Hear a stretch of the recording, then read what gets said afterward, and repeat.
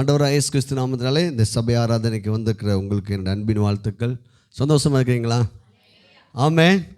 கர்த்தர் நல்லவர், இம்மட்டுமாய் நம்மை நடத்தி கொண்டு வருகிறார். நம்முடைய வாழ்க்கையை குறித்து தேவனுடைய திட்டம் பெரியதாக இருக்கிறது. சூழ்நிலையை பார்க்க வேண்டாம், உங்களுடைய பிரச்சனையை பார்க்க வேண்டாம், உங்களுடைய சரீரத்தில் இருக்கிற பலவீனங்களையும் நீங்கள் பார்க்க வேண்டாம். கர்த்தருடைய வார்த்தையை பார்க்க வேண்டும். கர்த்தருடைய வார்த்தை சொல்கிறது, கர்த்தரை நம்புகிறவன் செழிப்பான், கர்த்தரை நம்புகிறவன் உயர்ந்த அடைக்கலத்திலே வைக்கப்படுவான். இயேசு கிறிஸ்து எதற்காக நமக்குள்ளே வாசம் பண்ணுகிறார்? அவர் நமக்குள்ளே இருக்கிறதுனால எதற்காக இந்த உலகத்தில் வந்து நமக்குள்ளே வாசம் பண்ணுவதனால் அவர் நமக்கு என்ன நன்மை செய்கிறார் பாருங்கள். யோவான் சுவிசேஷம் 10வது அதிகாரம் 9வது வசனத்தையும் 10வது வசனத்தையும் வாசிக்க கேட்க போகிறோம். யோவான் சுவிசேஷம் புதிய ஏற்பாட்டில் 10வது அதிகாரத்தில் நானே வாசல், என் வழியாய் ஒருவன் உட்பிரவேசித்தால் அவன் ரட்சிக்கப்படுவான், அவன் உள்ளும் புறமும் சென்று மேய்ச்சலை கண்டடைவான். திருடன் திருடவும் கொல்லவும் அழிக்கவும் வருகிறானே என்று வேறு ஒன்றுக்கும் வரான், நானோ அவைகளுக்கு ஜீவன் உண்டாயிருக்கவும் அது பரிபூர்ணப்படவும் வந்தேன். ஆண்டவர் இந்த இடத்துல சொல்கிறார், நானே வாசல். நீங்கள் இப்போ ஏதாவது யோசிச்சுட்டு இருக்கீங்களா? அதுக்கு ஆண்டவர் நானே வாசல், நானே உனக்கு வழி. ஆண்டவர் சொல்லுவார், என்னுடைய வாசல் வழியாக உள்ளே வந்துட்டான்னா அவன் உள்ளும் புறமும் கண்டிப்பாக அவன் வாழ்க்கை செழிச்சிடும். அல்லேலூயா. அவனுடைய சுகத்தில் செழிப்பான், சமாதானத்தில் செழிப்பான், சந்தோஷத்தில் செழிப்பான், அவனுடைய தலைமுறை செலுத்தி. ஏன் நானே வாசல், என் உள்ள ஒருத்தன் நுழைஞ்சிட்டானா அவன் உள்ளும் புறமும் என்ன செய்வான்? மேய்ச்சலை கண்டடைவான். எங்கேயும் ஒரு பசுமை, ஒரு சமாதானம். ஆனால் அப்படிப்பட்ட கிறிஸ்து நமக்குள்ளே இருக்கிறார். அல்லேலூயா. இப்போ நம்ம அவர் வாசலுக்குள்ளே நீங்கள் எல்லாம் நினைஞ்சிட்டீங்க, நுழைந்து விட்டீர்கள். அப்படி ஆனப்படினால ஏன் வாசல் வழியாக நீங்கள் வந்திருக்கிறீங்க. ஆனால் ஒரு எதிரி ஒருத்தர் இருக்கிறான். அவன் என்ன செய்கிறான்னா 3 வேலை செய்கிறானா. அவன் திருடுறானா, கொல்றானா, அழிக்கிறானா. நானோ ஜீவன் உண்டாயிருக்கவும் அது பரிபூர்ணப்படவும் வந்தேன். அவன் திருடுறான். ஆண்டவர், நான் திருடுற வரல, நான் உனக்கு கொடுக்க வந்திருக்கிறேன். பிரைஸ்லா. அவன் கொல்றான் ஆத்துமாக்களை, வியாதியோ பிரச்சனையோ ஆபத்தோ நாசமோசங்க வச்சு எப்படியாவது குடும்பங்களை ஜனங்களை அழிக்கணும் அப்படின்னு நினைக்கிறான். ஆண்டவர் சொல்றாரு, நான் உனக்கு ஜீவன் கொடுக்க வந்தேன், உனக்கு வாழ்வு கொடுக்க நான் வந்திருக்கிறேன், நீ வாழணும் அப்படின்னு ஆண்டவர் சொல்கிறார். அல்லேலூயா. எப்போல்லாம் நமக்கு நம்முடைய எண்ணங்களில் பிசாசு பல பிரச்சனைகள் கொடுக்குது என்ன சொல்லுவான்னா, நீ ஏன் வாழணும்? நல்லா புரிஞ்சுக்கோங்க. அவன் நீ ஏன் வாழணும், நீ தற்கொலை பண்ணி நெஞ்சுக்கோ, செத்துப்போ. ஆண்டவர் என்ன சொல்கிறார்? நீ வாழணும்னு சொல்கிறார். அல்லேலூயா. நீ இந்த உலகத்தில் நீ வாழணும், இந்த உலகத்தில் நீ பிரகாசமாக இருக்கணும், நீ தான் இந்த உலகத்துக்கு வெளிச்சமாக இருக்கணும். அவன் கொல்ல வாரான், ஆண்டவர் ஜீவன் கொடுக்க வருகிறார். அவன் வாழ்வை கெடுக்கிறான், கர்த்தர் வாழ்வு அளிக்கிறார். பிரைஸ்லா. 3வது அவன் டெஸ்ட்ராய்டு, அவன் அழிக்கிறானா. ஆண்டவர் சொல்ல, நான் உன்னை உருவாக்குறேன். அல்லேலூயா.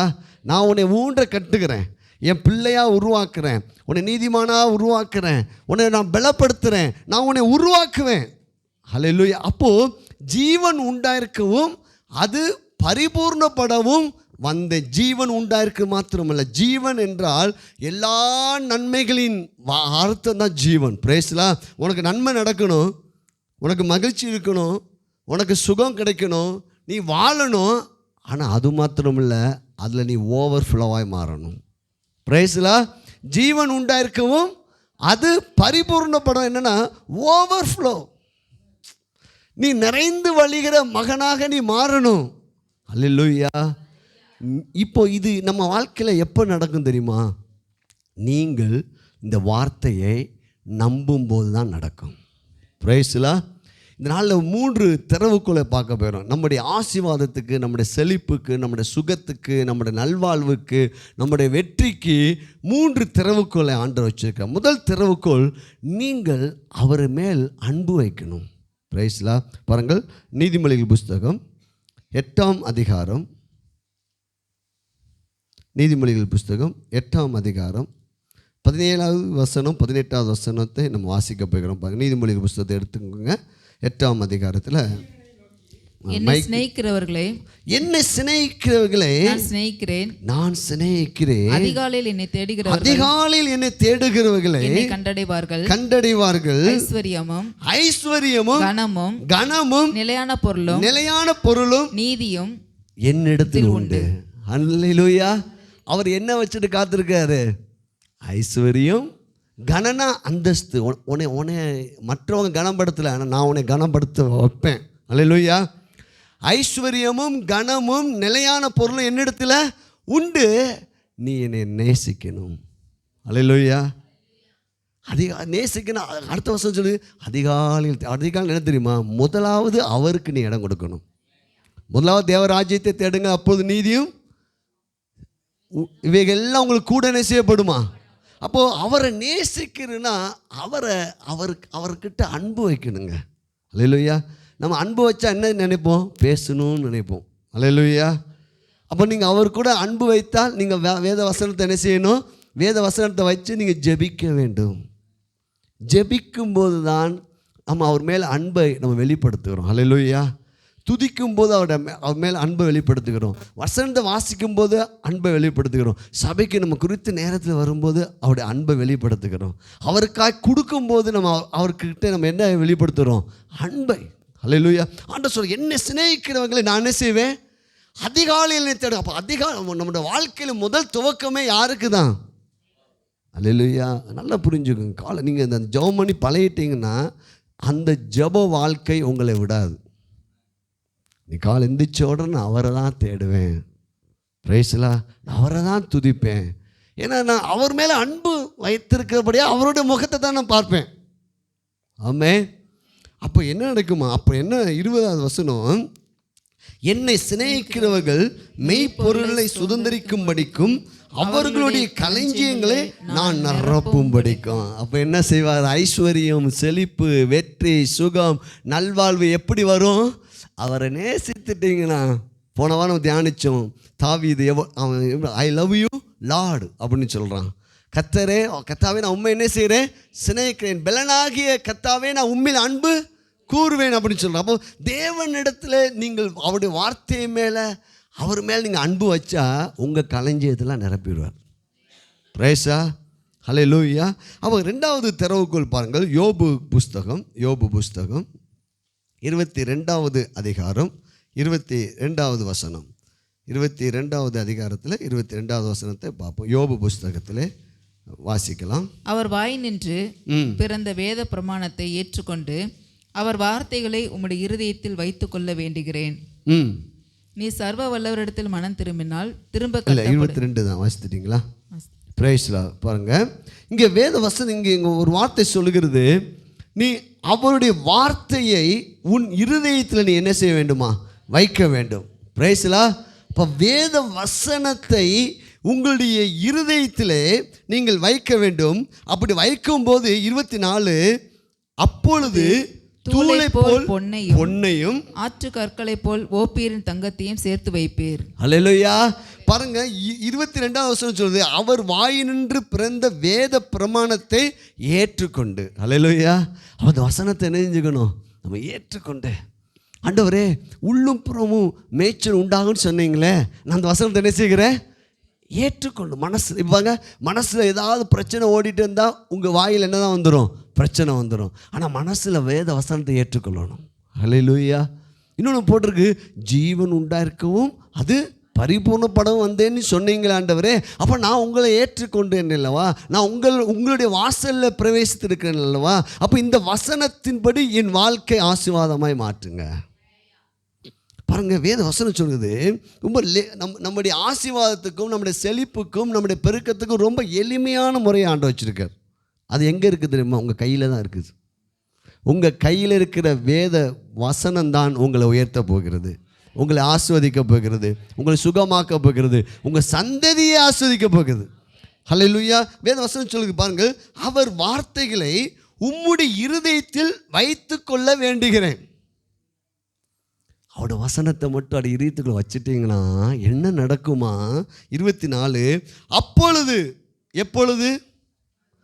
வார்த்தையை உங்கள் இருதயத்தில் உங்கள் மனசில் வைக்கணும். ஹலோ பிரதர், எப்படி இருக்கீங்க?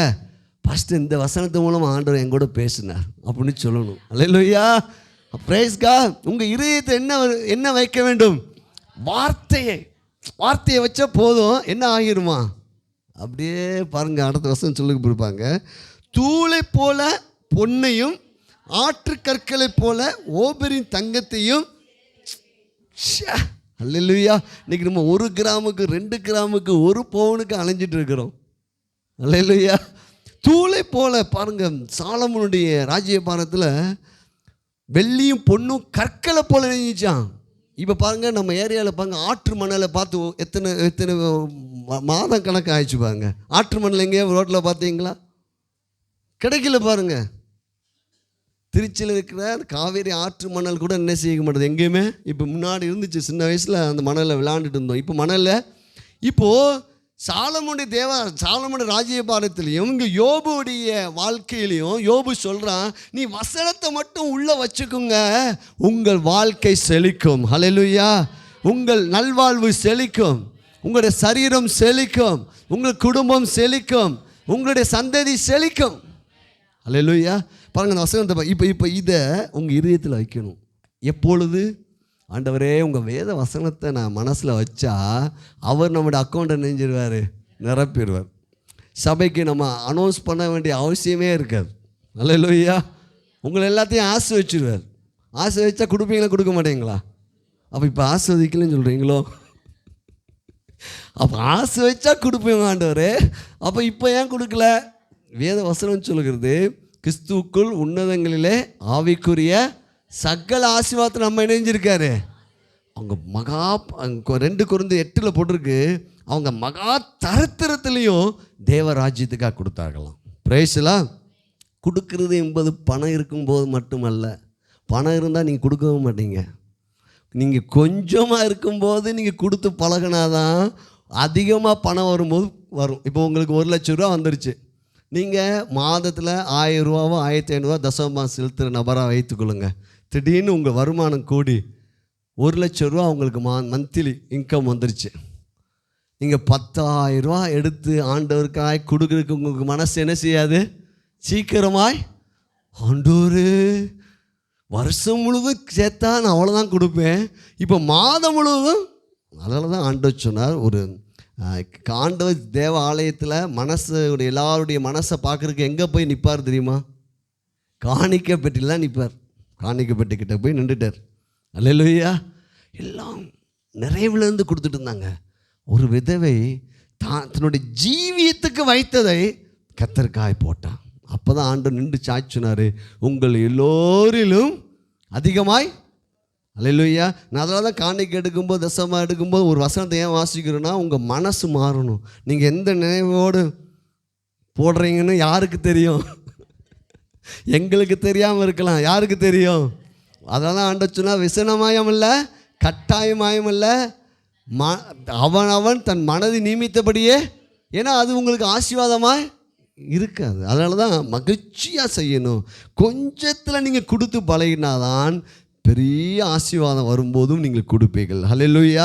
பாருங்கள், இங்கே வேத வசனம் சொல்கிறது, அப்பொழுது தூளை போல பொன்னையும் ஆற்று கற்களை போல ஒப்பேரின் தங்கத்தையும் சேர்த்து வைப்பீர்.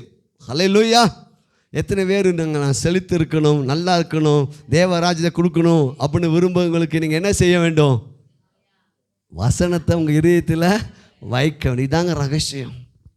அப்போ வார்த்தையை நீங்கள் பற்றி கொள்ளும்போது உங்களுடைய வாழ்க்கையில் செழிப்பு மாத்திரமல்ல, உங்களுடைய வாழ்க்கையில் எல்லா பகுதியிலையும் ஒரு மிகுந்த சமாதானம் வரும். பிரைஸ்லாம். மிகுந்த சமாதானத்தை ஆண்டவர் கொடுப்பார். பாருங்கள், 1 ராஜாக்கள் புஸ்தகம் 5ஆம் அதிகாரம் 4வது வசனத்தை நான் வாசிக்கிறேன். பழைய ஏற்பாடு 429 பக்கம். 1 ராஜாக்கள் 5ஆம் அதிகாரம் 4வது. ஆனாலும் இப்பொழுதோ என் தேவனாகிய கர்த்தர் எங்கும் எனக்கு இளைப்பாறுதலை தந்தார், விரோதியும் இல்லை, இடையூறும் இல்லை. அல்லேலூயா. எடுக்க முடியாட்டா பரவாயில்ல, இங்கே கவனிங்க, நான் சொல்கிற கவனிங்க. இப்போ இந்த வார்த்தைக்குள்ளே தாங்க தங்கம், வார்த்தைக்குள்ளே தான் பணம், வார்த்தைக்குள்ளே தான் சுகம், வார்த்தைக்குள்ளே தான் வெற்றி, வார்த்தைக்குள்ளே தான் பெருக்கம், வார்த்தைக்குள்ளே தான் வீடு, வார்த்தைக்குள்ளே தான் நல்வாழ்வு, அந்த வார்த்தைக்குள்ளே தான் நித்திய ஜீவனை வச்சுருக்காரு. அல்லேலூயா.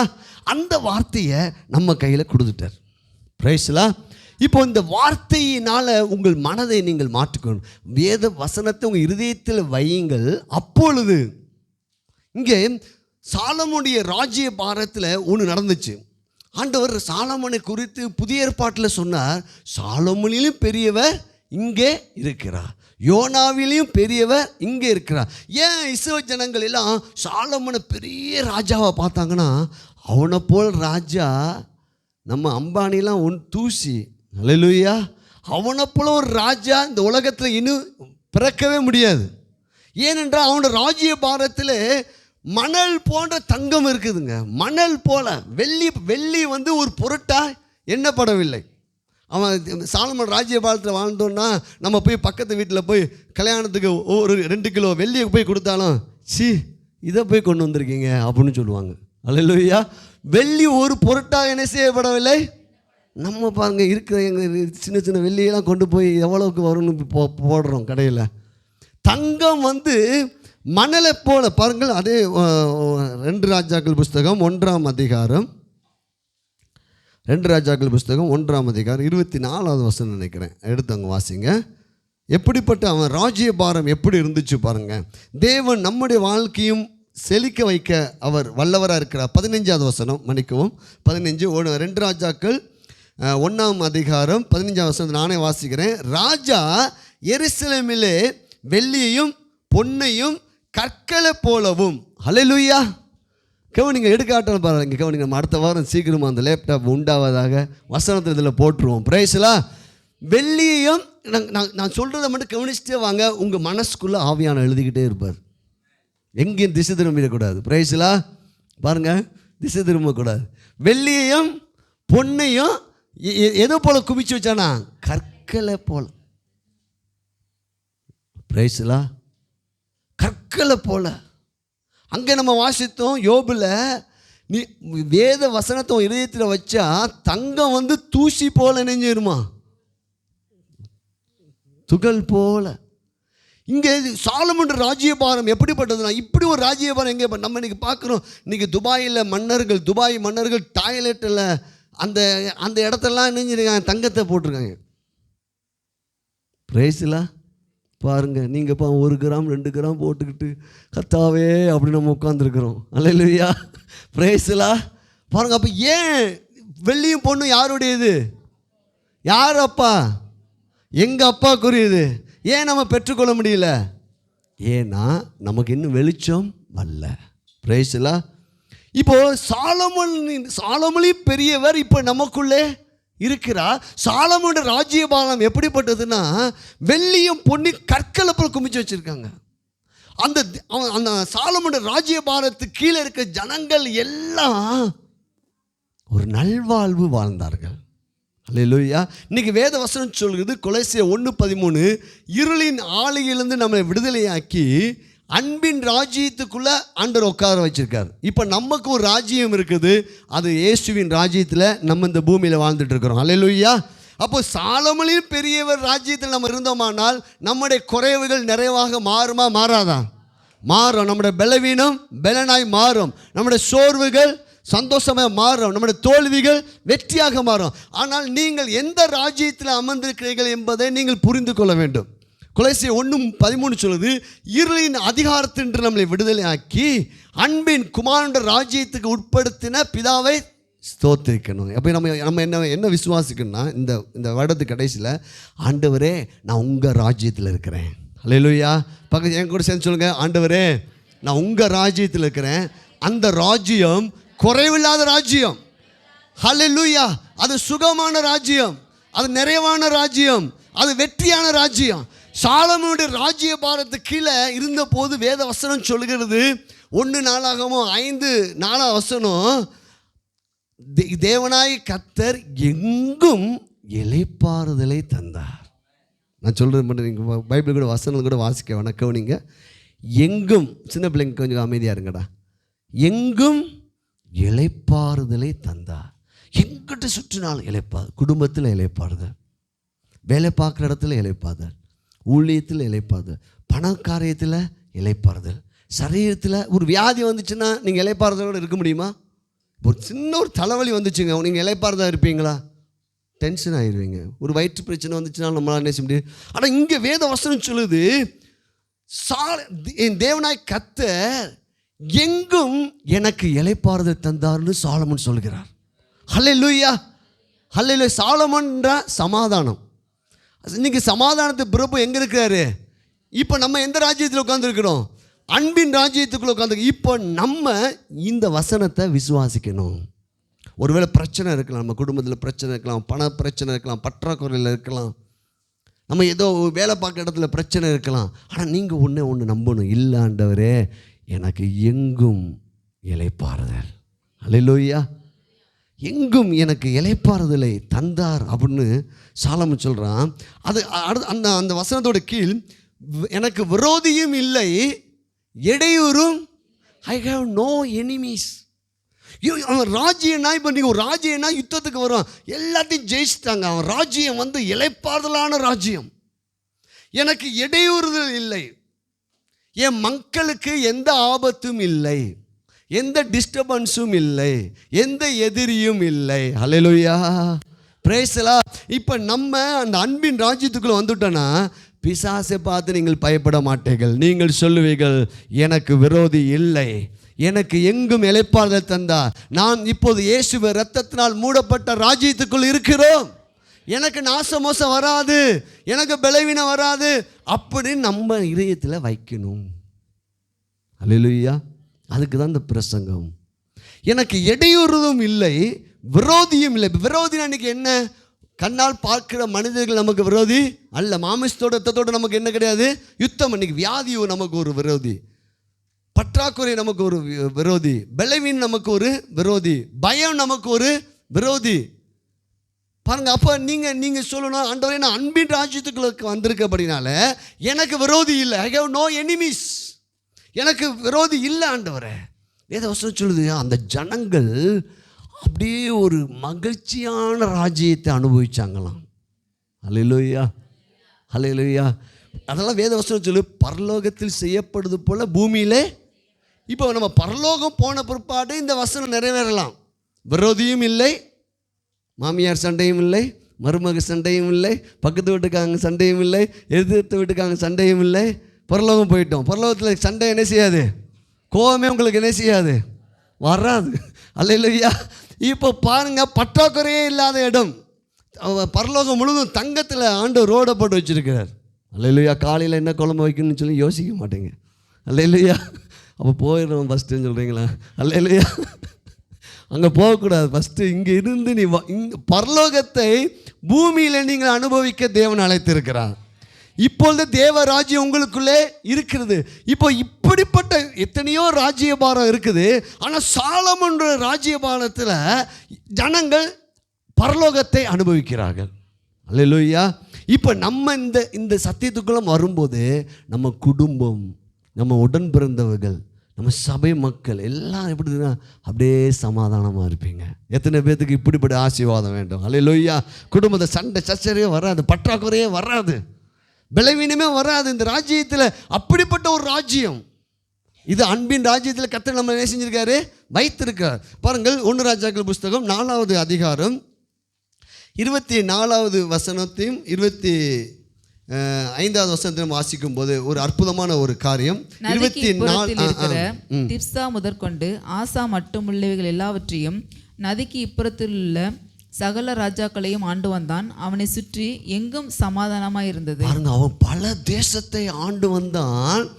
வேத வசனம் சொல்லுது, அவனை சுற்றி எங்கும் சமாதானமாக இருந்தது. அல்லேலூயா.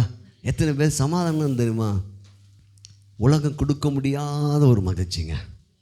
பிரச்சனை மாறாமல் இருக்கலாம், நமக்கு எவ்வளோ தேவைகள் இருக்க தான் செய்யுது. அது நடுவில் நமக்கு ஒரு சந்தோஷத்தை கொடுப்பார். அல்லேலூயா. அவனை சுற்றி எங்கும் சமாதானமாக இருந்தது. அவனுக்கு விரோதியும் இல்லை, இடையூறுதும் இல்லை. ஹல்லேலூயா. அப்போ நம்ம என்ன சொல்லணும் தெரியுமா? ஆண்டவர் என்னை சுற்றி சொல்லுங்கள், என் கூட சேர்ந்து சொல்லுங்கள், அப்படி என்னை சுற்றி ஆண்டவரே, அப்படியே ரிசீவ் பண்ணுங்க. ஆண்டவர் என்னை சுற்றி ஆண்டவரே, ஆண்டவரே எங்கும் சமாதானம். படிக்கிற பிள்ளைங்களுக்கு ஆண்டவர் சொல்றாரு எங்கும் சமாதானம். வேலை பார்க்குறீங்களா? எங்கும் சமாதானம். குடும்பத்தில் இருக்கிறீங்களா? எங்கும் சமாதானம். ஒரு வேலையை செஞ்சுட்டு இருக்கிறீங்களா? எங்கும் சமாதானம். சொல்லுங்கள், என்னை சுற்றி ஆண்டவரே இன்று முதல் எங்கும் சமாதானம்ன்றார். என் சரீரத்தில், என் மனசில், அப்போ எங்கள் சபை மக்களுக்குள்ளாக இந்த செய்தியை கேட்டுக்கொண்டிருக்க ஒவ்வொருக்குள்ளாக நான் விசுவாசிக்கிறேன், எங்கும் சமாதானம். அல்லேலூயா. அதான் ஆண்டவர் சொன்னார், சமாதானத்தை வைத்து போகிறேன், என்னுடைய சமாதானத்தை உங்களுக்கு கொடுக்குறேன். அதுக்கடுத்த வசனத்தை நான் வாசிக்க 25, சாலமோனுடைய நாளெல்லாம், நல்ல கவனிங்கள், சாலமோனுடைய நாளெல்லாம் தான் துவங்கி பேசபா மட்டும் யூதாவும் இஸ்ரவேலும் அவரவர் தங்கள் தங்கள் திராட்சை செடியின் நிழலிலும் தங்கள் தங்கள் அத்திமரத்தின் நிழலிலும் சுகமாக குடியிருந்தார்கள். ஹல்லேலூயா. ரிஷாக்காவை ரிசீவ் பண்ணுங்க, கைத்தடுங்க, ரிசீவ் பண்ணுங்க. ஆமென். நான் இந்த வசனங்களை சொல்ல சொல்ல நீங்கள் எத்தனை பேர் ஆமென் ஆமென் சொல்கிறீங்களா? அந்த வார்த்தை உங்களுக்குள் வந்துவிடும். கரங்களை தட்டி, ஆண்டவரே இந்த வசனம் அப்படியே எனக்கு பலிப்பதாக. இப்போ இனிமையாக நீங்கள் இந்த வசனத்தை எப்போயாவது வசனம் சொல்லும்போது, ஆண்டவரே இந்த வசனம் எனக்கு என்ன செய்யட்டும்? பலிக்கட்டும் ஆண்டவரே. சாலமோனுடைய நாளெல்லாம், இப்போ நீங்கள் சொல்லலாம் என்னுடைய நாளெல்லாம். பாருங்க, யூதா ஒரு தேசம், இஸ்ரேல் ஒரு தேசம்.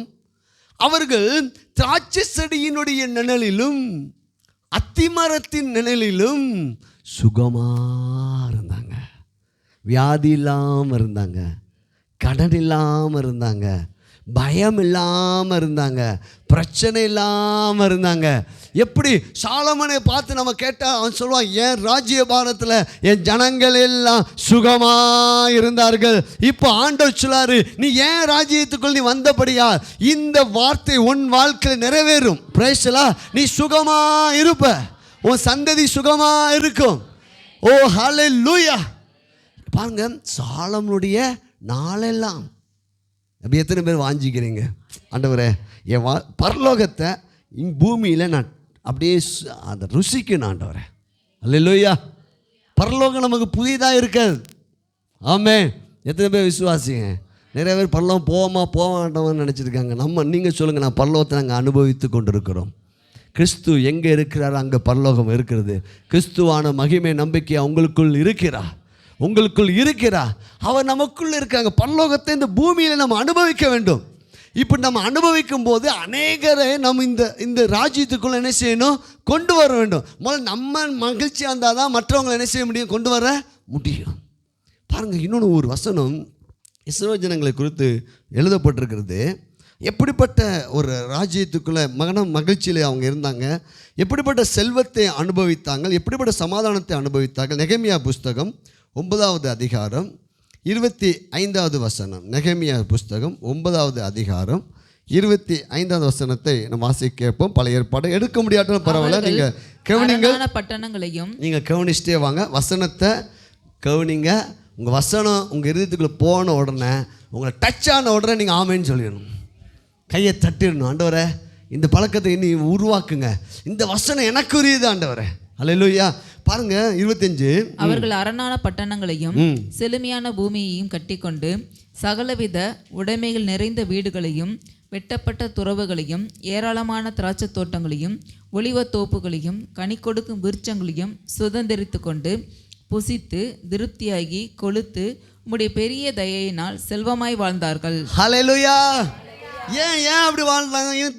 இவன் ராஜ்யம் வேற, பெட்ரோல் விலை கூடலாம், அதை பார்த்து நீங்கள் பயப்படாதீங்க. உங்கள் ராஜ்யம் வேறு. அல்லேலூயா. பிரைஸ்லா.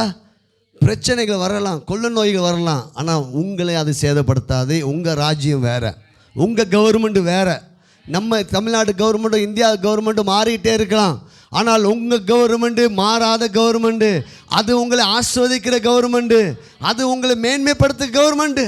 இந்த ராஜ்யத்துக்குள் நான் வருகிறேன், என் குடும்பம் வருகிறது, எங்கள் சபை மக்கள் வருகிறார்கள், களி கூற போகிறோம். அல்லேலூயா. பாருங்க, இங்கே சொல்லப்பட்ட அவர்கள் அரணான பட்டணங்களையும் செழுமையான பூமியும், rich land, took the possessions. என்ன பண்ணாங்கன்னா, அந்த கானான் தேசத்தில் போய் சும்மா அறகுறையெல்லாம் எடுக்கலையாம், வனாந்தரத்தெல்லாம் எடுக்கலையாம். எது ரிச்சாக இருக்குதோ அந்த மெயினான இடத்த பிடிச்சாங்களாம். அல்லேலூயா. உங்கள் சேஞ்ச் யுவர் மைண்ட், உங்கள் மனசு மாறணும். அல்லேலூயா. தேவன் எப்படி ஆஸ்வதிப்பார்னு எங்கே எழுதப்பட்டிருக்குது? வார்த்தையில்.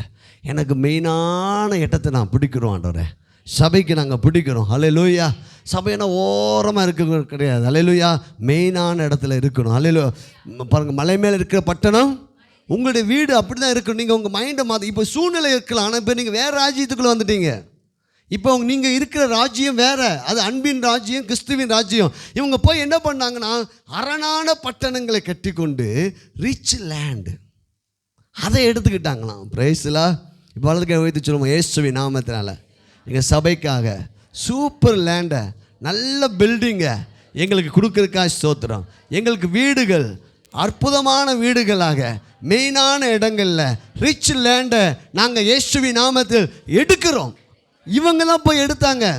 ஏன்னா ஆண்டவர் சொன்னார், பாலும் தேனும் ஓடும் தேசத்தை உனக்கு என்ன செய்வேன்? கொடுப்பேன். இவங்க போய் பிடிச்சாங்க. பிரைஸ்லா. பாருங்க, அதுக்கடுத்து வேத வசனம் சொல்லி, சகலவித உடைமைகள் நிறைந்த வீடுகள், இந்த full of the all good things houses.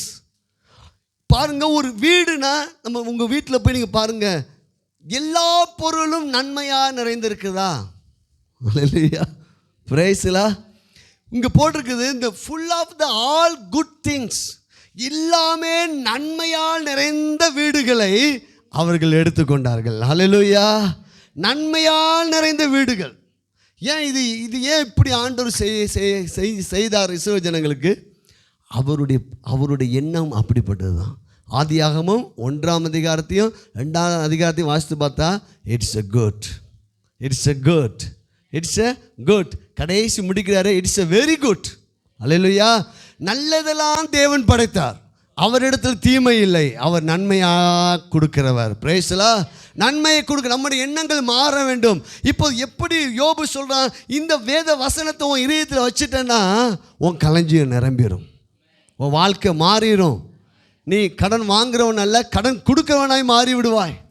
இப்போ இருக்க சூழ்நிலை நம்ம பார்க்க வேண்டாம். இந்த நல்ல விதையை எடுத்து நம்ம மனசில் என்ன செய்யணும்? வைக்க வேண்டும். பாருங்கள், சகலவித உடைமைகள் நிறைந்த வீடுகள், குட் திங்ஸ். உங்கள் வீட்டில் எல்லா பொருளும் பெஸ்ட்டாக இருக்கணுங்க. அல்லேலூயா. ஆண்டவரே, எங்கேயாவது ஆஃபரில் போட்டால் போய் வாங்கிக்கிறோம். அல்லேலூயா. பிரைஸ்லாம். அப்படி இல்லைங்க, நீங்கள் உங்கள் வீட்டில் ஒவ்வொரு பொருளும் ஃபஸ்ட்டு குவாலிட்டியில் இருக்கணும். எத்தனை பேர் வாங்கிக்கிறீங்க? பாஸ்டர், எங்கள் நிலைமை உங்களுக்கு தெரியாது பாஸ்டர் அப்படின்னு சொல்கிறீங்களா? அல்லேலூயா. எங்கடா குறைவா இல்லை, அதுக்காக நம்ம ஏமாந்து போகணும்னு சொல்லலை. நல்ல குவாலிட்டியானதை நீங்கள் வாங்கி அனுபவிக்க வேண்டும் என்று தேவன் விரும்புகிறார். பிரைஸ்லாம். தேவன் விரும்புகிறார். ஃபஸ்ட்டு குவாலிட்டி என் பிள்ளை தான், என் பிள்ளைங்க தான் அனுபவிக்கணும். காரணம், நானே இந்த வானத்தையும் பூமியும் படைத்து இந்த பூமியை மனுப்புத்திற்கு கொடுத்துருக்கிறேன். நம்முடைய எண்ணங்கள் மாறணும். உனக்கு ஃபஸ்ட்டு குவாலிட்டி சாப்பாடு, ஃபஸ்ட்டு குவாலிட்டி வீடு. எண்ணங்கள் மாறும்போது உங்கள் தரித்திரம் மாறிவிடும். அல்லேலூயா. பாருங்கள், பாலியாங்கிச்சோ ஒரு பெரிய ஊழியர், கொரியா தேசத்தில் 2 லட்சம் 3 லட்சம் மக்கள், அவருடைய 6 லட்சத்துக்கு மேலே சபைக்கு வராங்க. கிறிஸ்துக்குள்ளே மறித்து விட்டு அவருடைய ஆரம்ப ஊழியம் ரொம்ப கஷ்டப்பட்ட ஒரு ஊழியம் தான். அப்போ ஒரு வீட்டில் போய், ஒரு சேரி பகுதியில் இருக்கிற ஒரு வீட்டுக்கு போய் சுவிசேஷம் சொல்லியிருக்காரு. அவங்க ரொம்ப நிறைய 5 பிள்ளைங்களோடு கஷ்டப்பட்டுருக்காங்க. நீங்கள் ஆண்டவர் ஏற்றுக்கொள்ளுங்க, நீங்கள் ஆண்டவர் ஏற்றுக்கொள்ளலைன்னா உங்களை ஆண்டவர் நீங்கள் ஏற்றுக்கொள்ளாமல் போயிட்டேன்னா உங்களை நரகத்தில் போட்டுருவார். நரகம் இப்படிலாம் இருக்கும், இவ்வளோ வேதனையாக இருக்கும், இப்படிலாம் இருக்குன்னு சொன்னாராம். அவங்க சொன்னாங்களா, பாஸ்டர் நீங்கள் சொல்கிற நரகத்தை காட்டிலும் இங்கே நாங்கள் ரொம்ப வேதனை அனுபவிக்கிறோம், நரகம் எங்களுக்கு ஈஸியாக தான் இருக்குது பாஸ்டர் சொல்லிட்டாங்க. என்னடா செய்ய ஆரம்ப ஒளி ஒன்றுமே தெரியலையா. போய் சபையில் போய் சபை கூரை தான் போட்டிருந்தாங்களாம். கூரை இருக்கு ஒரு சேர் கூட அவர் கிடையாதான். அங்கே போய் முழங்கால் படையிட்டு, என்ன ஆண்டவரே உங்கள் வசனத்தை தான் சொன்னேன், அவங்க இப்படி சொல்கிறாங்களே. அப்போ தான் ஆண்டவர் அவங்க கண்களை திறந்தாராம். எப்பா, அவனே நொந்து போய் கிடக்கிறான். நான் எப்படி சுவிசேஷம் சொன்னேன், நீ எப்படி சுவிசேஷம் சொல்கிற? வருத்தப்பட்டு பாரம் சுமக்கிற நீங்கள் எல்லோரும் என்னிடத்தில் வாருங்கள், நான் உங்களுக்கு இளைப்பாறுதல், ஐ கிவ் ரெஸ்ட். நான் உங்களுக்கு இந்த பூமியில் ஒரு நல்வாழ்வை கொடுக்குறேன். யோவான் 10:10 வாசித்தோம். நானோ ஜீவன் உண்டாயிருக்கவும் அது பரிபூர்ணப்பட வந்தேன். நீ போய் என்னை போய் இப்படி போய் சொல்ல குட் நியூஸ்பா, நீ சொல்கிறது நரகத்தை பற்றி சொல்கிறதுக்கு நான் உன்னை அழைக்கல, குட் நியூஸ் சொல்ல உன்னை அழைத்திருக்கிறேன். அல்லேலூயா. அப்போ திரும்ப போனாராம். திரும்ப போய் உங்கள் பிள்ளைங்களை வாழ வைப்பார், உங்கள் பிள்ளைங்க எல்லாம் நல்லா வேலைக்கு போவாங்க, நீங்கள் நல்லா இருப்பீங்க, நீங்கள் இந்த கொரியா தேசத்தில் நல்ல வீடுகள் வாங்குவீங்க, உங்கள் பெரிய பிஸ்னஸ் ஆண்டவர் கொடுப்பாரு, உங்களை வாழாக்காமல் தலையாக்குவான்னு சொல்லி நல்ல வார்த்தைகளை சொன்னாங்களாம். அந்த குடும்பம் அப்படியே வளர ஆரம்பித்ததான். அல்லேலூயா. அந்த குடும்பத்துக்கு 5 பிள்ளைகளும் கொரியா தேசத்தில் பெரிய பிஸ்னஸ் மேனாக மாறினாங்களாம். அவங்களோட சபையில் முன்னாடி உட்காந்துருக்கும் போது அவன் பெரிய ரிச் மேனாக வந்து உட்கார வச்சார் ஆண்டவர். அல்லேலூயா. இந்த சுவிசேஷம் தரித்திரத்தை மாற்றும், பலவீனத்தை மாற்றும், வியாதியை மாற்றும், தோல்வியை மாற்றும், நம்மை வாழாக்காமல் தலையாக மாற்றும். இன்றைக்கி நம்ம ஓரமாக உட்காந்துருக்கிறோம். இந்த சுவிசேஷத்தை நம்ம ஏற்றுக்கொள்ளும் போது கர்த்தர் இந்த பட்டணத்தில் ரிச் லேண்டை கொடுப்பார். கர்த்தர் மேல் மலை மேல் இருக்கிற பட்டணமாய் கர்த்தர் நம்மளை மாற்றுவார். உங்களை ஒவ்வொருவரையும் அப்படியாக மாற்றுவார். இது நம்முடைய விசுவாசத்தை நம்ம என்ன செய்யணும்? இருதயத்தில் கொண்டு வரணும். அல்லேலூயா. பாருங்கள், இங்கே சகலவித உடைமைகள் நிறைந்த வீடுகளையும் வெட்டப்பட்ட துறவுகளையும், கிணறுலாம் ஏற்கனவே ரெடியாக இருக்குது. நம்ம மனசை மாறிட்டா ஆசீர்வாதம் ரெடியாக இருக்குது. அல்லேலூயா. நம்ம மனம்தான் மாற வேண்டும், அது வார்த்தையால் தான் மாறும். பாருங்கள், துறவுகளையும் ஏராளமான திராட்சை தோட்டங்கள், அபடன்ஸை பற்றி பேசுகிறார் ஆண்டவர். இந்த full of the all good திங்ஸை பற்றி ஆண்டவர் பேசுகிறாரு. ரிச் லேண்டை பற்றி ஆண்டவர் பேசுகிறாரு. ஆண்டவர் தரித்திரர் கிடையாது, அவருக்கு வெள்ளியும் பொண்ணுடைய தேவன். அல்லேலூயா. அவருடைய பிள்ளைகள் தரித்திரத்தை வாழும்படி தேவன் அழைக்கவில்லை. அவர் எதெல்லாம் கொடுத்து பேசுகிறார்? ரிச் லேண்டில் பேசுகிறாரு. உன் வீடுனா உனக்கு எல்லாமே குட் திங்ஸாக இருக்கணும்னு சொல்லி பேசுகிறாரு. இங்கே ஏராளமான திராட்சை தோட்டம், அபடன்ஸ். அல்லேலூயா. அல்லேலூயா. பாருங்கள், அப்படி பேசிட்டு கனி கொடுக்கும் விருட்சங்களையும் சுதந்திரித்து கொண்டு, எல்லாத்தையும் நினைஞ்சுக்கோங்க, சுதந்திரித்துக்கொள்ளுங்க. நீங்கள் அதை பொசசிவ் பண்ணுங்க, அதை நீங்கள் எடுங்க, அதை நீங்கள் விரும்புங்கன்னு சொல்லார். அல்லேலூயா. நீங்கள் உங்கள் நிலைமையை பார்க்கக்கூடாது. உங்கள் நிலைமை எங்கே எழுதியிருக்குது? வார்த்தையில் எழுதியிருக்கு. அல்லேலூயா. உங்கள் நிலைமை உங்கள் அக்கௌண்ட்டில் இருக்கிற பேங்கில் இருக்கிற பணம் அல்ல, உங்கள் நிலைமை கர்த்தருடைய வார்த்தை. அல்லேலூயா. இங்கே சொல்லப்படி அவர்கள் இப்படிப்பட்ட மேன்மையானதெல்லாம் சுதந்திரித்து கொண்டாங்களாம். இஸ்ரவேல் கொண்டு என்ன செஞ்சாங்களாம்? புசித்து நல்லா சாப்பிட்டாங்களாம். பாருங்கள், திருப்தியாக்கி ஃபுல். அதுக்கடுத்து கொளுத்துனா உடம்புல கொளுத்து இல்லை, மனசில். அல்லேலூயா. இப்போ உடம்பு நீங்கள் ஆண்டவர் என்னை ஆஸ்வதிக்கான்னு சொல்லி கண்டதை சாப்பிட்றாங்க. பிரைஸ்லாம். ஆண்டவர் ஆஸ்வதிக்கும்போது எப்படி சாப்பிடணும் தெரியுமா? பழங்கள் தான் அதிகமாக நீங்கள் சாப்பிடணும். அல்லேலூயா. உங்கள் முகத்தை பார்த்தா அப்படியே பொலிவு தெரியணும், ராஜ கலை தெரியணும். அல்லேலூயா. ஃபஸ்ட்டு குவாலிட்டி ஆப்பிள்லாம் எங்களுக்கு தான், எங்கள் சபை மக்களுக்கு தான். ஆமே, எங்களுக்கு தான். அல்லேலூயா. பிரைஸ்லா. பாருங்க, பாப்பா கூட பேசிட்டு இருந்தேன். ஆச்சுன்னா நைட் சாப்பாடை குறைச்சிட்டாலே உங்கள் சரீரத்தில் நிறைய வியாதிலாம் ஸ்டாப் ஆகிடும். நீங்கள் சொல்கிறீங்க நைட்டு ஒரு வேளை தானே ஃபஸ்ட்டு நிம்மதியாக சாப்பிட்றோம். அந்த நிம்மதியான சாப்பாடு தான் உங்களை என்ன செய்யுது? அப்போ காலையில் நல்லா சாப்பிடணும், ராஜாவை போல் பிரேக்ஃபாஸ்ட் இருக்கணுமா? பிரைஸ்ல. மதியானம் இளவரசர் மாதிரி சாப்பிடணுமா? நைட்டு பிச்சைக்கார மாதிரி சாப்பிடணுமா? நம்ம நைட்டு தான் என்ன செய்கிறோம்? உட்காந்து எல்லாத்தையும் 12 மணி ஆனாலும் எனக்கு என்ன, 1 மணி ஆனாலும் எனக்கு என்ன, நான் சாப்பிடா விடுவேனா அப்படின்னு எல்லாத்தையும். அதுலேயும் பாருங்கள், இவங்க இந்த பகுதி மக்கள் பாவம். வீட்டுக்காரர் வச்சது, பிள்ளைங்க வச்சது, அதை வச்சது, ஐயோ காலைல வேஸ்ட் ஆகிடும், எல்லாத்தையும் அடிச்சு பார்த்தா. அல்லேலூயா. பாங்க, சாப்பாடு அதுக்காக நீங்கள் ஒரே ஐயோ சோறு வேஸ்ட் ஆகுதே, அதை காட்டிலும் நீங்கள் முக்கியமானவர்கள். அல்லேலூயா. நீங்கள் ரொம்ப ரொம்ப முக்கியம், உங்கள் சரீரம் ரொம்ப ரொம்ப முக்கியம். நீங்கள் நல்லா ஆண்டவரை ஆஸ்வதிக்கும் போது கஞ்சி தான் குடிக்கணும் அப்படின்னு டாக்டர் சொல்லிடுவார். அப்போ நீங்கள் என்ன செய்ய முடியாது. அப்போ இப்போ சரீரம் நமக்கு தேவை. அல்லேலூயா. இரவு நேரம் வேகமாக சாப்பிட்ருங்க, அப்படி இல்லைன்னா நல்ல பழங்களாக சாப்பிடுங்க. பிரைஸ்லாம். நீங்கள் கற்பனை பண்ணுங்க, விசுவாசிங்க, எங்கள் வீட்டில் எப்போதும் பழங்கள் இருக்கும் ஆண்டவரே, நான் அதை விரும்புகிறேன். நாங்கள் அப்படிப்பட்ட ராஜ போஜனத்தை கற்றுக் கொடுப்பா. என் சரீரம் முக்கியம், உணவை காட்டில் என் சரீரம் முக்கியம். நீங்கள் அதெல்லாம் நீங்கள் சரீரத்தை ரொம்ப கவனமாக நீங்கள் பாதுகாக்க வேண்டும். அப்போ தான் இந்த உலகத்திலே நம்ம நல்வாழ்வு வாழ முடியும். பிரைஸ்லாம் அதை நல்லா வாழணும். அப்படி நீங்கள் முதல்ல என்ன செய்யணும்? நினைக்கணும், விரும்பணும். பிரைஸ்லாம் பாருங்கள், அங்கே போட்டிருக்க, சுதந்திரத்து கொண்டு புசித்து திருப்தியாகி கொழுத்து உம்முடைய பெரிய தயையினாலே செல்வமாய் வாழ்ந்த கிரேட் குட்னஸ் அப்படின்னு இங்கிலீஷ் பைபிள் போட்டிருக்கு. Great goodness. ஹல்லேலூயா. ஆண்டவரே, உங்கள் பெரிய நன்மையால் நான் வாழ்வேன் ஆண்டவரே. ஹல்லேலூயா. இதை மனசுக்குள்ளே நம்ம என்ன செய்யணும்? வைக்க வேண்டும். பெரிய இன்றைக்கி நமக்கு ஒரு வேளை எல்லாம் குறைவாக இருக்கலாம், ஆனால் அந்த வார்த்தை உங்கள் குறைவை நிறைவாக மாற்றும். கிரேட் குட்னஸ் ஆண்டவரே, அதனால் நாங்கள் உம்முடைய எதனால தான் இந்த செல்வம் கிடைச்சிச்சான்? தயவு, கிருபை, தயவு, இரக்கம். அல்லேலூயா. நமக்கு வருகிற நம்ம ரட்சிப்பு எதனால் ரட்சிக்கப்பட்டோம்? நம்ம நீதிமானாக இருக்கிறான் ரட்சிக்கப்படலை, கிருபையால் தான் ரட்சிக்கப்பட்டோம். கிருபையால் தான் பரலோகம் போய் சேர போகிறோம். அதே கிருபை இந்த பூமியிலே நல்வாழ்வு வாழ வைக்கும். அல்லேலூயா. பாருங்கள், இப்படிப்பட்ட காரியங்களை இங்கே சொல்லப்பட்டிருக்கிறது. இன்னொரு வசனத்தை நான் வாசிக்க விரும்புகிறேன். மல்கியா தீர்க்கதரிசன புஸ்தகம்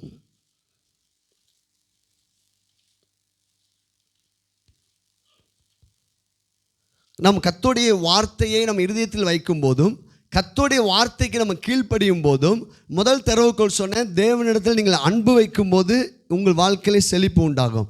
ரெண்டாவது திறவுகோல், உங்கள் கர்த்தருடைய வார்த்தைக்கு நீங்கள் மனதில் வைக்கும்போது உங்கள் வாழ்க்கையில் செழிப்பு உண்டாகும், வெற்றி உண்டாகும். மூன்றாவது, அவருடைய வார்த்தைக்கு நீங்கள் கீழ்ப்படியும் போது. அல்லேலூயா.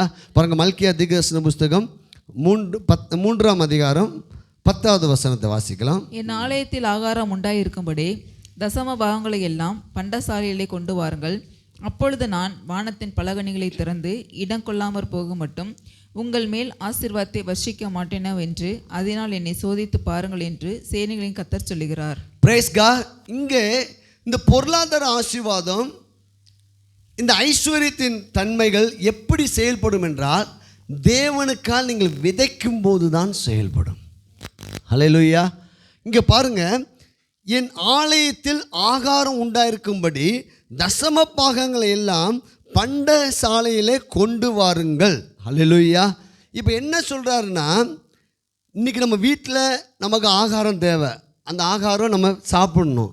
சபையில் ஆகாரம் தேவை.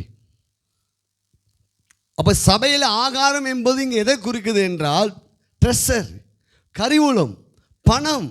சபையில் நம்ம இந்த ஒரு காரியம் செய்ய போகிறோம்னா பணம் என்ன செய்யணும்? சபையில் இருக்கணும். அல்லேலூயா. என் சபையில் இருக்கிற ஆகாரம் என்ன செஞ்சிடக்கூடாது? ஆண்டவர் சொல்றார், குறைவுபடக்கூடாது. என் சபையில் ஆகாரம் என்ன செய்யக்கூடாது? குறைவுபடக்கூடாது. அப்போ என் சபையில் ஆகாரம் நிறைவாக இருக்கிறதுக்கு மோசையை பார்த்து ஆண்டவர் சொன்னார், இஸ்ரவேல் ஜனங்களிடத்தில் நீ என்ன செய்யணும்? கேட்கணும். அல்லேலூயா. என்னுடைய ஆரம்ப ஊழியத்தில் ரொம்ப வருஷமாக நான் ஜனங்கள்கிட்ட கேட்குறதே கிடையாது. ஏன்னா எனக்கு இப்போ அது அப்படிலாம் கேட்டு பண்ணுற ஊழியம் எனக்கு தெரியல. அப்போ ஆண்டவர் சொன்னார், எப்பா நான் சொன்னது நீ செய். அல்லேலூயா. நீ ஆசீர்வதிக்கப்பட்டது போல உன் ஜனங்களும் ஆசீர்வதிக்கப்பட வேண்டும் என்றால், கர்த்தரின் ஆசீர்வாதமே ஐஸ்வர்யத்தை தரும், அதனோட வேதனையை கூட்டா. 2 ஐஸ்வர்யம் இருக்குது. இன்றைக்கி உலகத்தின் ஐஸ்வர்யம் வேறு. அவங்களுக்கு பணம் எவ்வளோ இருந்தாலும் நிம்மதி இருக்காது. ஆனால் கர்த்தர் நம்ம கையில் ஐஸ்வர்யத்தை கொடுக்கும்போது நமக்கு நிம்மதி இருக்கும். ஹல்லேலூயா. நமக்கு கனம் இருக்கும், உயர்வு இருக்கும். அந்த ஐஸ்வர்யம் நம்முடைய சந்ததிக்கு ஆசீர்வாதமாக மாறுங்க. நல்லா புரிஞ்சுக்கோங்க. துன்மார்க்கனுடைய ஆசீர்வாதம் சந்ததிக்கு வராது. ஹல்லேலூயா. இப்போ எனக்கெல்லாம் தெரிஞ்சு எங்கள் பாட்டிலாம் அப்படிலாம் வாழ்ந்தாங்க. ஆனால் இன்றைக்கி அந்த ஊரில் போய் பார்த்தா ஒன்றுமே இல்லை. ஆனால் நம்ம சந்ததி அப்படி மாறாது. ஹல்லேலூயா.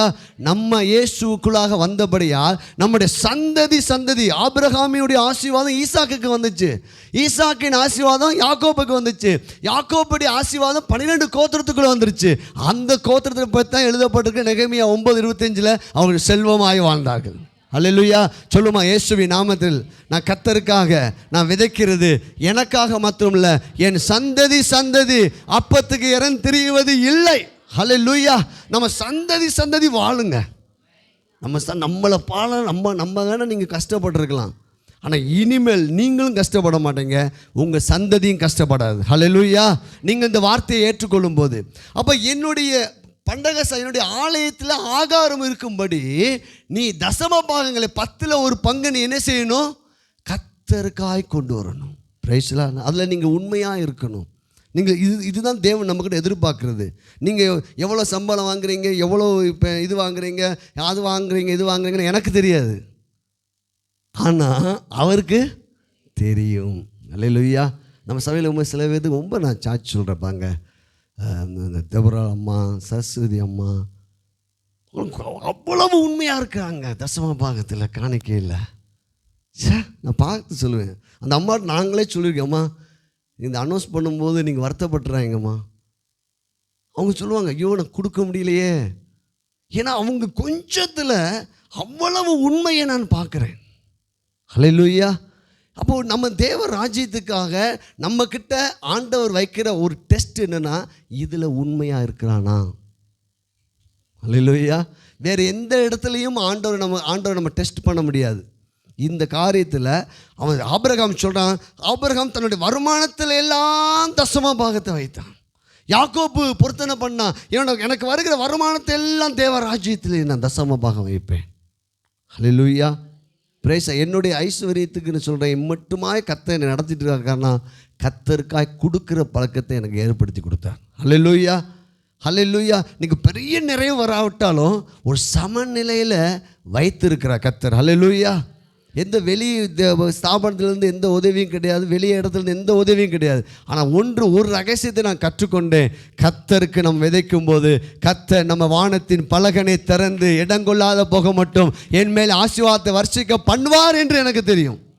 இங்கே வேத வசனம் சொல்லுகிறது, என் ஆலயத்தில் ஆகாரம் உண்டாயிருக்கும்படி தசம பாகங்கள் எல்லாம் பண்டக சாலையில் கொண்டு வாருங்கள், அப்பொழுது அல்லேலூயா வானத்தின் பலகனியை திறந்து இடங்கொள்ளாத போக மட்டும் உங்கள் மேல் ஆசீர்வாதத்தை வர்ஷிக்க மாட்டேனோ என்று அதனால் என்னை சோதித்து பாருங்கள் என்று சேனைகளின் கர்த்தர் சொல்லுகிறார். அல்லேலூயா. ஆண்டவர் சொல்றாரு, எப்பா நீ என்னை டெஸ்ட் பண்ணி பாரு. வானத்தின் பலகனை திறந்து அப்படின்னா என்ன தெரியுமா? ஆசீர்வாதத்தின் மழை. எசேக்கியேல் 36ஆம் அதிகாரத்தில் சொல்லப்பட்டிருக்குது, ஆசீர்வாதமான மழை பெய்யும். பிரேசலா. உங்கள் மேலே நீங்கள் விசுவாசிக்கணுங்க. கர்த்தருக்காக நீங்கள் விதைச்சிட்டு எதிர்பார்க்கணும், ஆண்டவரை என் மேலே, எங்கள் குடும்பத்து மேலே, எங்கள் சபை மேலே ஒரு ஆசீர்வாதத்தின் மழை பொழியும். ஹல்லேலூயா. அது எப்படி இருக்குன்னா, ஒரு மொழிபெயர்ப்பு போட்டிருக்குது, அது ஓவர்ஃப்ளோவாய் மாறுமா. எவ்ரிதிங் எல்லா சைடிலும் நிறைவு உண்டாக்குமா. ஹல்லேலூயா. பாருங்க, இந்த பணம், இந்த ஐஸ்வர்யம் உங்கள் வாழ்க்கையில் வீண் செலவுகளை தவிர்த்து இந்த ஐஸ்வர்யமும் இந்த பணமும் உங்களுக்கு தேவன் கொடுக்க அந்தஸ்து எப்படி இருக்குன்னா நிறைவாக இருக்கும். குடும்பத்தில் நிறைவு, சாப்பாட்டில் நிறைவு, சரீரத்தில் நிறைவு, எவரி சைடு எல்லா பகுதியிலையும் தேவனுடைய ஆசீர்வாதத்தின் மழை அப்படியே பொழியுங்க. ஹல்லேலூயா. ஆண்டவர் இதை நீ சோதித்து பாருன்னு சொல்கிறார். நீங்கள் தீர்மானம் எடுங்க. நிறையா பேர் கொடுக்குறீங்க, கர்த்தருக்கு நான் மகிமை செலுத்துகிறேன்.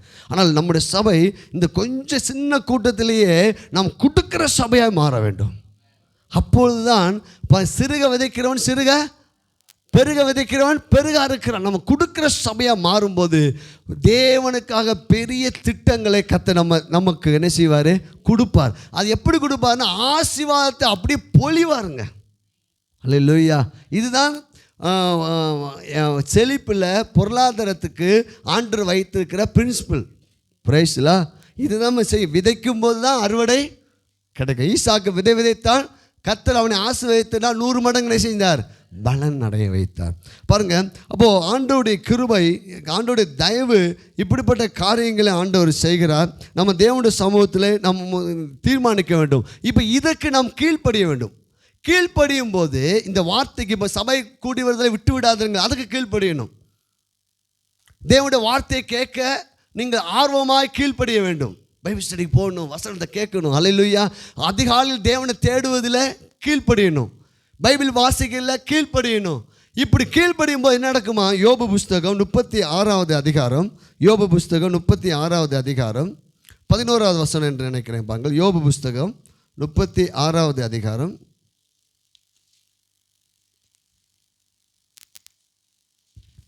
அப்படியே அவர் உம்மையும் நெருக்கத்தினின்று விலக்கி ஒடுக்கமில்லாத விசாலத்திலே வைப்பார். உம்முடைய போஜன பந்தி கொழுமையான பதார்த்தங்களால் நிறைந்திருக்கும். 11 பாருங்க. அவர்கள் அடங்கி அவரை சேவித்தால் தங்கள் நாட்களை நன்மையாகவும் தங்கள் வருஷங்களை செல்வ வாழ்வாகவும் போக்குவார்கள். அல்லேலூயா. நீங்கள் மாத்திரம் கர்த்தருடைய வார்த்தை தேவனுடைய ஆலயத்தை தேடுவதில்லை, சபை கூடி வருவதில்லை, பைபிள் ஸ்டடிக்கு பாருங்கள். லோக்கல்லேருந்து எத்தனையோ பேர் வரமாட்டேங்காங்க. பாருங்க, நிறைய பேருக்கு வரல. நீங்கள் பாருங்கள், பைபிள் ஸ்டடிக்கு வருவதில்லை, தேவ ஆலயத்துக்கு வருவதில்லை, கர்த்தருக்கு கொடுக்கறதில்லை, கர்த்தரை கனம் பண்ணுவதில்லை. நீங்கள் இருந்தீங்கன்னா உங்கள் வாழ்க்கை எப்படி மாறும்? இதுக்கு நீங்கள் கீழ்ப்படியுமோ என்ன நடக்கும் பாருங்கள். அவர்கள் அவரை சேவித்தால் தங்கள் நாட்களை நன்மையாகவும். அல்லேலூயா. உங்கள் வாழ்க்கை எப்படி இருந்துச்சு பாருங்க. வயசாகும் போது நம்முடைய வாழ்க்கையில் ஆண்டவர் சொன்னார், நீ முதிர் வயதிலையும் கனித்தந்து பசுமையும் புஷ்டியுமாக இருப்பார். நம்மளோட வாழ்க்கை முடிவு நிலையில் எப்படி இருக்கும் தெரியுமா? நிறைவாக இருக்கணும். அதுக்கு இங்கேயே ஆரம்பிச்சிடணும். வாழ்நாள் எல்லாம் என்ன நடக்குமா? தங்கள் நாட்களை நன்மையாகவும். ஒரு 80 வயசு 100 வயசு கழித்து உங்கள்கிட்ட கேட்டு பேட்டி கெடுத்தாங்கன்னா உங்கள் வாழ்க்கை எப்படி இருந்துச்சு? சஞ்சலமும் தவிப்பும் வேதனையும். அப்படி சொல்லக்கூடாது. அல்லேலூயா. அப்படி சொல்லக்கூடாது. இந்த வசனத்தைப்படி நீங்கள் சொல்லணும். அவர்கள் தங்கள் நாட்களை நன்மையாகவும். அல்லேலூயா. 2025 நன்மை. இன்னும் எத்தனை ஆண்டுகள் வந்தாலும் நன்மை. காரணம், நான் அவருடைய வார்த்தைக்கு கீழ்ப்படுகிறேன். அல்லேலூயா. நான் நன்மையை, நான் தேவனுடைய வார்த்தையை என் இருதயத்தில் வைக்கிறேன்.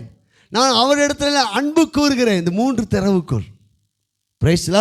பாருங்க, அற்புதமான வார்த்தை. தங்கள் நாட்களை நன்மையாகவும் தங்கள் வருஷங்களை செல்வ வாழ்வாகவும் போக்குவார்கள். அல்லேலூயா. தங்கள் நாட்களை நன்மையாகவும் தங்கள் வருஷங்களை செல்வ வாழ்வாகவும். அல்லேலூயா. பிரைஸ்லா. தேவராஜ்யத்துக்காக இந்தாங்க கொடுக்குற அளவுக்கு கர்த்தர் உங்களை ஆசீர்வதிப்பார். அநேக ஏழை ஜனங்களுக்கு உதவி செய்யும்படி கர்த்தர் நம்ம சபையை எடுத்து பயன்படுத்துவார். திக்கற்றவங்களுக்கும் விதவைகளுக்கும் அள்ளி கொடுக்கக்கூடிய ஆசீர்வாதத்தை கர்த்தர் நிரப்புவார். இங்கே வேத வசனம் அவர்கள் தங்களுடைய நாட்கள் தங்கள் வருஷங்கள் எல்லாம் எப்படிப்பட்ட வாழ்வை வாழ்வாங்களாம்? செல்வ வாழ்வாக போக்குவார்கள். கர்த்தரை நம்புகிறவன் செழிப்பான், கர்த்தரை நம்புகிறவன் உயர்ந்த அடக்கத்திலே வைக்கப்படுவான். அப்படி எழுந்து நிற்போமா எல்லாரும்? 3 காரியங்கள். ஆண்டவரே, நான் உங்கள் மேலே நாங்கள் அன்பு வைக்கிறோம். ஆண்டவரே, உங்கள் வசனத்தை எங்கள் இருதயத்தில் வைக்கிறோம். 3வது, உங்கள் வார்த்தைக்கு ஆண்டவரே நாங்கள் கீழ்ப்படுகிறோம். சபை கூடி வருவதை விட்டு விடாது இருக்கிறோம். தசம பாகங்களை காணிக்கையை நாங்கள் உண்மையாக நாங்கள் மனமகிழ்ச்சியாய் செலுத்துகிறோம்.